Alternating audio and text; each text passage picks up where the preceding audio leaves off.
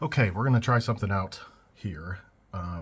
Looking at my game design called Primero Prince, inspired by Machiavelli, the Prince, taking place in the High Renaissance. The game starts in 1492, and Rodrigo Borgia, Caesar's here with his troops. Rodrigo Borgia has become Pope Alexander VI in a contentious papal conclave in 1492, and Lorenzo the Magnificent in Firenze and Florence has died. He was the arbiter of peace in Italy and kind of kept the harmony more or less on the peninsula after the Peace of Lodi, which he engineered in 1454. Now that's coming apart at the seams. You have the French, the Spanish, the Habsburgs, and the Venetians all looking to carve up northern Italy, actually all of Italy, with the Spanish having special claim in the south. And in Primero Prince, what you're going to do is play as one of the big families of the Italian High Renaissance. So you might be the Green or the Borgias, who were Spanish in origin, but have risen to the papacy now for the first time.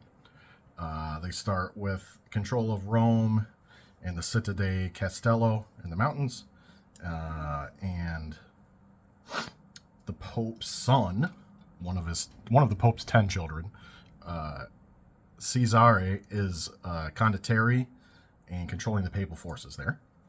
The red are the Medici family, based out of Florence. And the Medici have enough to control the Duchy of Florence and are kind of working their way into Umbria and Tuscany, with Siena nearby, as well as another target. The black faction, the Il Moro faction, are the Sforzas. Right now, Gian Galeazzo is the titular Duke of Milan, but in reality, his brother Ludovico Il Moro is running the show in Milan.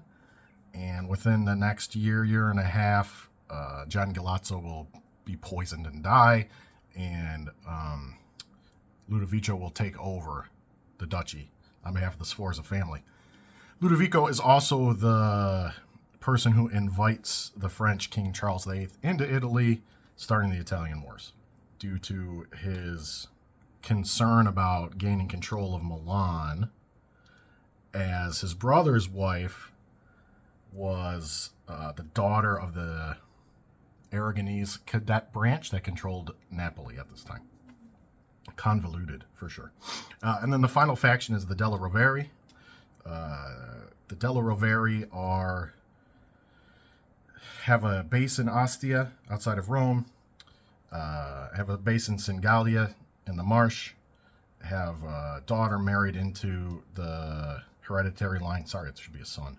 Married into the hereditary line in Ancona. And most importantly, they have this fella in the College of Cardinals. And he is going to become Pope Julius II. Julius II named himself after Julius Caesar, not the prior Pope Julius I.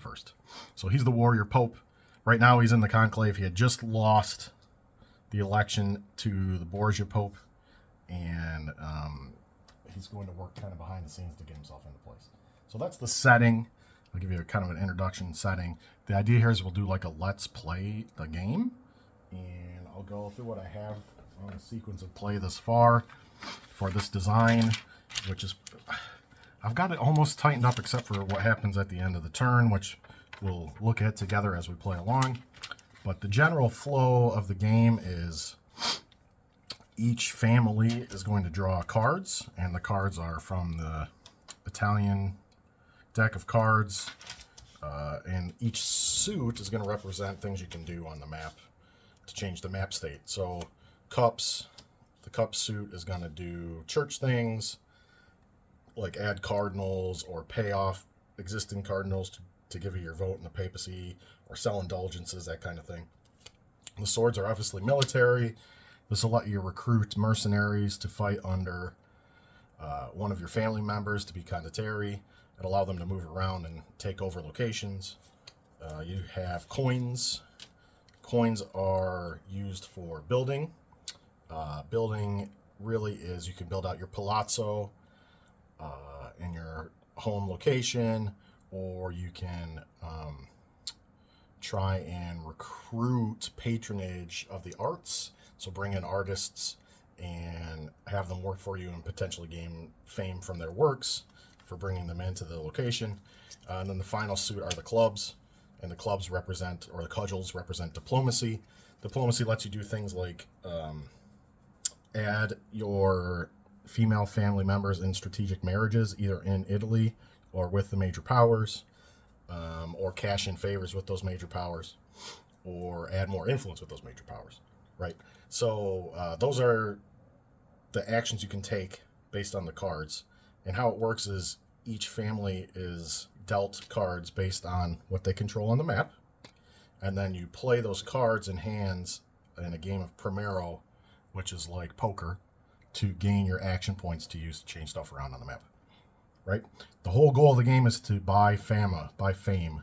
You can only get fame by being the Pope, or the Vice Pope, or the Gonfalonier of Italy, by winning battles with one of your condottieri, by strategic marriages with major power. So, for example, if you're a Medici and you can get your family into the royal line of France, which happened in history, then you gain fame for that.